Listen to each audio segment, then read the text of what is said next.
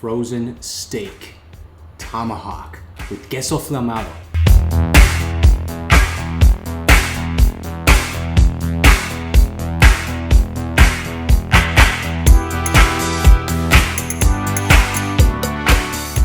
Yes, this is an expensive frozen steak. The point of this video is I want to show you how to quickly thaw a steak without ruining the quality of it.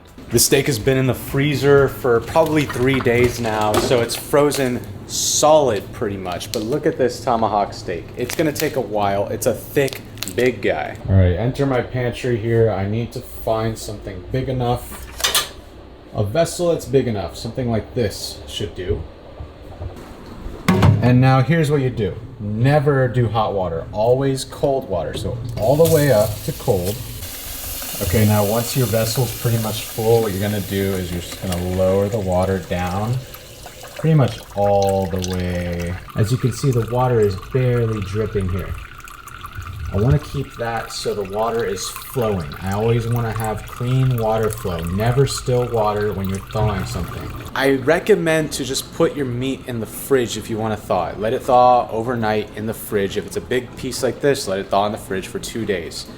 That's gonna give you the better quality. You're gonna quickly thaw it. This is the best way to do it. Never do warm water. That's gonna ruin the meat. And that's very dangerous. It can grow bacteria in hot water. So always cold water, at least 70 and below. So that's why we wanna keep the water running so it's always cold. Here's a steak that I thawed in the fridge.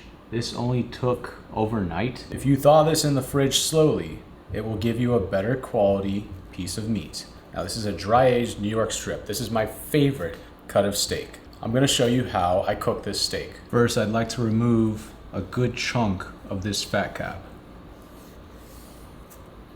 Now this fat cap can be used to cook my steak. Just a little kosher salt all over that.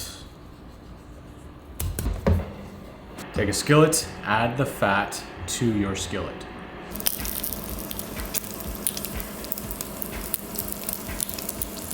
See all this fat coming off? That's what we want right there.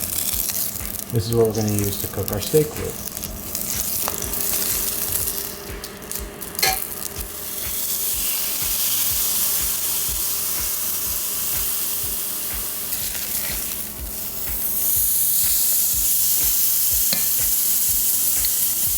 Now for me, I like it medium rare to rare, so I'm going to cook it about 1 to 2 minutes on each side. That's it.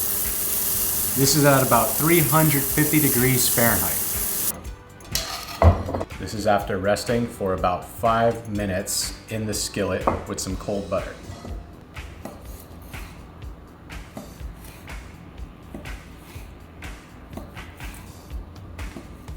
And that's just how I like my New York strip right there. Little mister, little mid-rare, finished with some black pepper and some flaky salt. Now, yes, I know you didn't click the video to watch me make a New York strip. You wanted to watch me make that tomahawk, so I'm gonna get right into that right now. Okay, this has been quick thawing in the sink for about 2 hours. Let's see where we're at. As you can see, it's pretty much thawed. It's there. That was pretty quick. Now, the thing that I don't understand with tomahawk steaks is why you have to have this whole bone. The only reason why I'd ever want this bone is if the short rib is still on it, because this is where the short rib is usually located. Now, when you get a tomahawk like this that's perfectly clean of the short rib, it's just sort of pointless. It's more of a presentation thing, and it's also a pain in the ass to cook it because not all pans are this wide. The number one thing you want to do is make sure to pat it dry very well. And there we go, our steak is ready to go.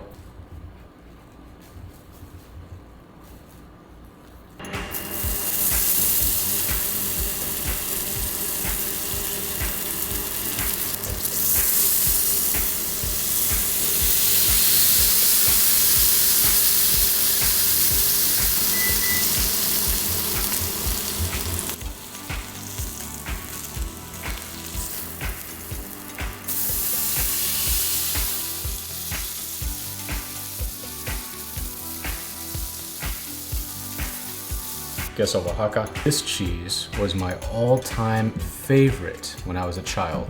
We would cross the border to Mexico on foot and get this stuff. It was delicious. They served it on a sizzle platter with some chorizo and tortillas. So today I'm just gonna do that, but instead of tortillas, it's gonna be steak.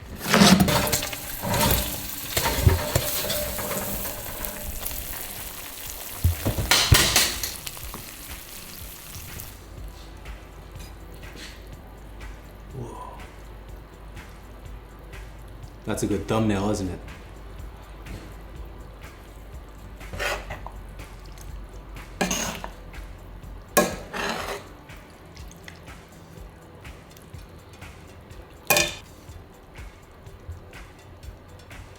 Nice.